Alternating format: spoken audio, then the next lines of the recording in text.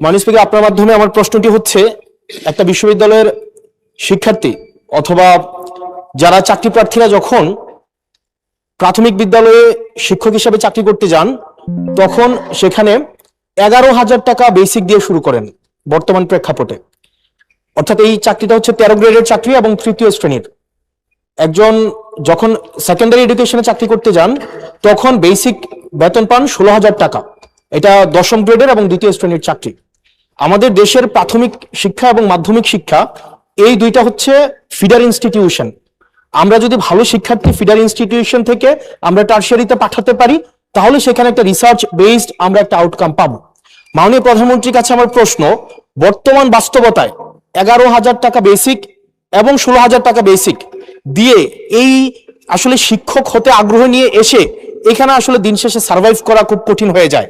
সেজন্য প্রাথমিক এবং মাধ্যমিক শিক্ষকদের বর্তমান প্রেক্ষাপটে, আপনিও বিদেশে দীর্ঘদিন থেকে এসেছেন, আপনি সেখানে শিক্ষা প্রতিষ্ঠানগুলো দেখেছেন, সেই বাস্তবতায় আমরা এই ফিডার ইনস্টিটিউশনগুলোর শিক্ষকদের মান উন্নয়নের জন্য, তাদের বেতন বৃদ্ধির জন্য, যাতে করে বেশি বেশি মানুষ বা শিক্ষার্থী এই ধরনের চাকরিগুলো করতে আগ্রহী হয়, সেটার জন্য আপনার বিশেষ কোনো পরিকল্পনা রয়েছে কিনা সেটি জানতে চাচ্ছি মাননীয় স্পিকার। মাননীয় প্রধানমন্ত্রী। মাননীয় স্পিকার, আপনাকে ধন্যবাদ এবং জনাব হাসনাত, আপনাকে ধন্যবাদ আপনার প্রশ্নের জন্য। আপনি নিশ্চয়ই খেয়াল করেছেন এই বাজেট সেশনে আপনি উপস্থিত ছিলেন এবং আমার এই প্রথম প্রশ্ন যেটা ছিল মূল প্রশ্ন, সেখানে আমি বলেছি যে এই বাজেটে টোটাল জিডিপি 2% আমরা শিক্ষার জন্য রেখেছি। এবং শুধু তাই নয়, আমাদের যেটি পরিকল্পনা আছে, আমরা পরিকল্পনা মতন যদি আগাতে পারি, ইনশাল্লাহ আমরা শিক্ষা খাতের বাজেট 5 বছর শেষে 5% নিয়ে যেতে চাই।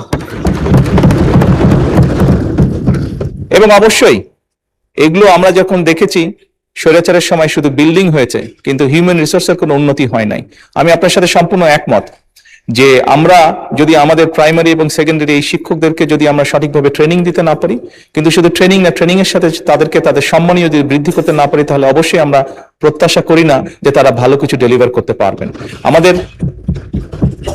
আমাদের তাদেরকে প্রশিক্ষণ দেওয়ার যেরকম কর্মসূচি রয়েছে, প্রশিক্ষণ দেওয়ার যেরকম পরিকল্পনা রয়েছে বোথ সেকেন্ডারি অ্যান্ড প্রাইমারি, একই সাথে পর্যায়ক্রমিক ভাবে আমরা যাতে তাদের সম্মানীয় বৃদ্ধি করতে পারি। আমরা অনেক সময় দেখি যে প্রাইমারি স্কুলের টিচাররা, এই সংসদের দাঁড়িয়েও আমি বলেছি যে অনেক সময় আমরা এখনো দেখি যে প্রাইমারি স্কুলের শিক্ষকরা তাড়াতাড়ি করে ক্লাস করিয়ে হয়তো আরেকটি একটি কোনো জবে অথবা কৃষিকাজে যেটাই হোক একটি সেকেন্ড জবে তাকে যেতে হয়, তা না হলে তার জন্য সংসার চালানো কষ্টকর হয়ে যায়। সেকেন্ডারি স্কুলের ক্ষেত্রে আমরা অনেক শিক্ষকের ক্ষেত্রেই দেখেছি এরকম ঘটনা ঘটে। এই কাজটি যাতে তাদের না করতে হয় এবং তারা যাতে সঠিকভাবে তাদের সময় এবং তাদের মেধা শিক্ষার্থীদের পেছনে ব্যয় করতে পারেন, সেই জন্য তাদের সম্মানই বাড়ানো প্রয়োজন বলে আমরাও মনে করি এবং পর্যায়ক্রমিকভাবে